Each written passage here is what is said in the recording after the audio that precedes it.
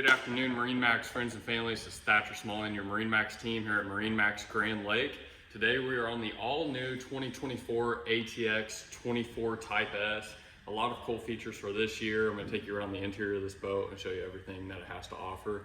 For propulsion, this boat has an Inmar Raptor 400 engine. It's going to be great for any of your water sports activities, surfing, skiing, as well as wakeboarding.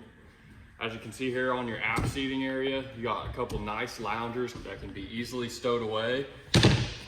And you got a filler cushion under here that turns this into a really nice sun pad area for lounging while you're anchored out on the lake. Making our way into the cockpit, as you can see, you have some long bench style seats on either side. This is going to be great for maximizing your seating capacity.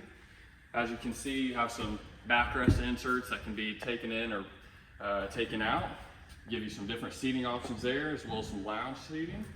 Got plenty of cup holders and grab handles. As you can see, you got RGB lighting and all of your speakers, as well as your speakers in the cockpit.